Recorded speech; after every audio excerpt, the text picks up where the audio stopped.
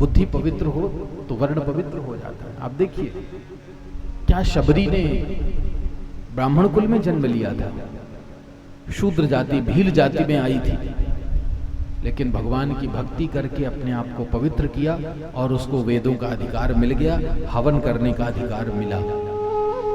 और रावण उत्तम कुल पुलस्त करनाती, ब्राह्मण कुल में जन्म लेकर के आया, लेकिन बुद्धि भ्रष्ट हो गई, आचरण पतित हो गया, सारा ब्राह्मण धर्म नष्ट कर दिया उसने। जन्म से कोई बात नहीं, जन्म मिला है तो ये भगवान की कृपा मानिए, लेकिन मिले हुए जन्म को सुधारने के लिए अपना कर्म सुधारिए, आचरण सुधारिए।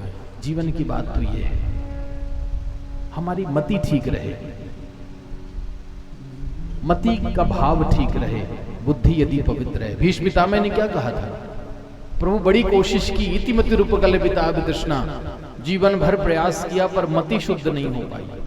आज मृत्यु के समय जब शैया पर पड़ा हूं तब लग रहा है बुद्धि आज पवित्र हुई है। तो प्रभु आपकी कृपा से ही संभव है, हमारा जीवन सब अच्छा रहे, पर भगवान से सतत प्रार्थना करिए कि बुद्धि न बिगड़ने पाए,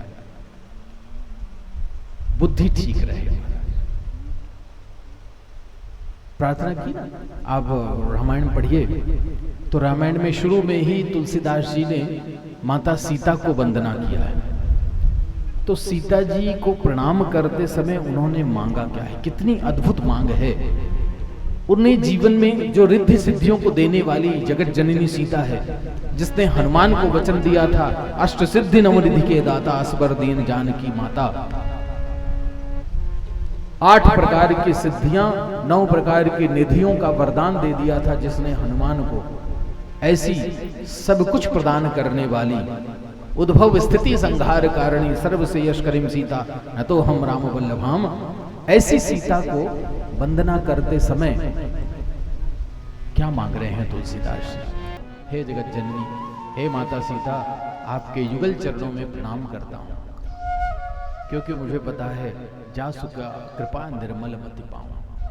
आपकी कृपा से ही निर्मल मति की प्राप्ति हो सकती है, बुद्धि पवित्र हो सकती है, बुद्धि होशियार हो सकती है, पर निर्मल नहीं हो सकती। तो मुझे चतुरता वाली मति नहीं चाहिए माता जी, मुझे वो आकाश में उड़ने वाली मति नहीं चाहिए, मुझे आपके चरणों में बैठने वाली मति चाहिए। शास्त्रों के द्वारा परिमार्जित एक शुद्ध मति मुझे प्रदान कर दीजिए।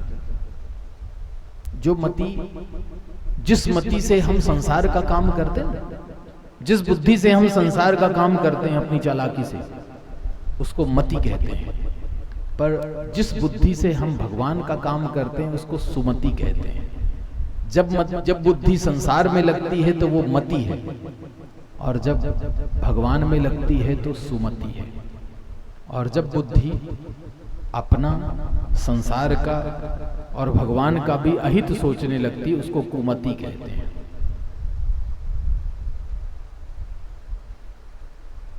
तो मुझे निर्मल मति चाहिए, ऐसी कृपा करिए जिस मति में चालाकी ना हो, चतुराई ना हो, निर्मल हो, कपट ना हो, ऐसी शुद्ध मति मुझे प्रदान कर। हमारे आपके जीवन में तो इतनी चालाकी भरी है कि हर समय हमारे मन में चालाकी भरी रहती है। संसार में रहते हैं, भगवान की पूजा पाठ करते हैं, हर जगह चालाकी रहती है। मंदिर में भगवान का दर्शन करने जाते हो, भीड़ लगी है, तब आपका दिमाग चलने लगता है, कोई चालाकी हो जाए, किसी तरह कोई पुजारी उजारी सेटिंग हो जाए, 500 रुपये दे दें तो अंदर वाले रास्ते से चुपचाप ले जाएं, चालाकी से दर्शन कर लें भगवान का। हम तो मंदिर में जाकर भी चालाकी, भागवत में बैठकर भी कभी कभी बहुत सारी चालाकियां होती हैं, बताएंगे नहीं, पर भागवत में बैठकर भी कभी कभी आप लोग चतुराई करते हैं।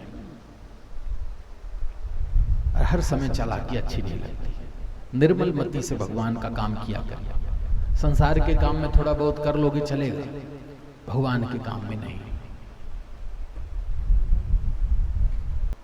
असुर कुल में उत्पन्न हुआ ये वृत्तासुर,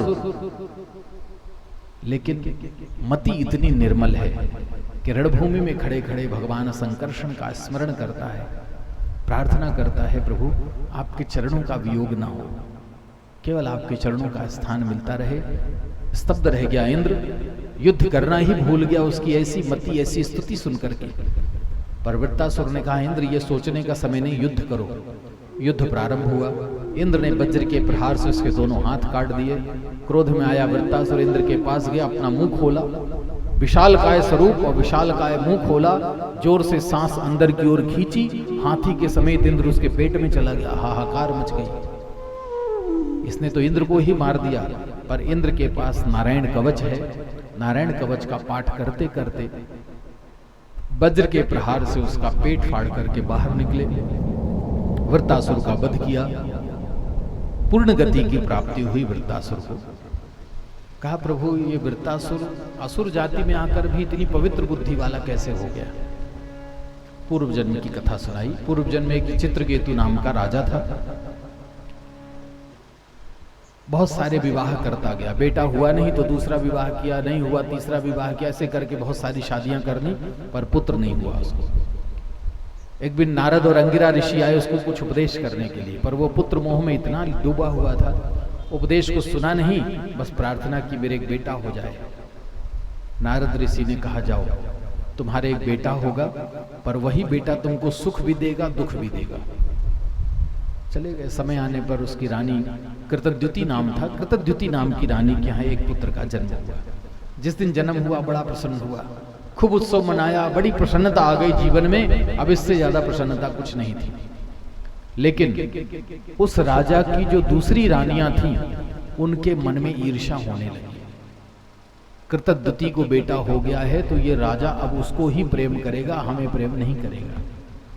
ऐसी मन में ईर्ष्या उत्पन्न हुई कि सब कुछ इस पुत्र के कारण ही हो रहा है, ऐसा मान करके उस पुत्र को जहर दे दिया।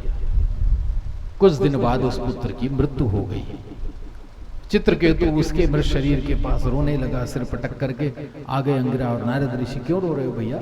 चित्रकेतु, हमने तो पहले ही कहा था कि जो बेटा होगा वो तुझे सुख भी देगा दुख भी देगा। पैदा हुआ तो सुख दिया, मर गया तो दुख हो रहा। अब इस मोह को छोड़ करके परमात्मा के चिंतन में अपना जीवन व्यतीत करो। हम तुमको एक विद्या का उपदेश करते हैं। उसको श्रेष्ठोसनी नाम की विद्या का उपदेश किया, जिस विद्या का उसने पाठ करके विद्याधरों की योनि को प्राप्त कर लिया। आकाश में उड़ने लगा, गंधर्व बन गया। एक दिन भगवान शिव पार्वती को गोद में बिठाए हुए लीला कर रहे थे। चित्रकेतु अप्सराओं के साथ पहुंचा तो शिव को देखकर हंसने लगा। ये जगत का पिता है, समाधि का देवता कहलाता है अपने आप को, और पत्नी के साथ बैठकर ऐसी अनुचित लीला कर रहा है। हंसने लगा, उपहास करने लगा। शिव जी तो शांत देवता हैं, कुछ नहीं कहा। पार्वती को क्रोध आ गया। शिव के चरित्र पर संदेह करने वाले, तेरी बुद्धि भ्रष्ट है, तुझे तो असुर होना चाहिए, जा श्राप देती हूं, तू असुर योनि में चला जा। यही चित्रकेतु वृत्तासुर के रूप में आया, पर भगवान के प्रति उसका भाव स्थिर था, इसलिए उसने उसी विद्या के प्रभाव से भगवान संकर्षण का ध्यान करके श्रेष्ठ योनि को प्राप्त किया।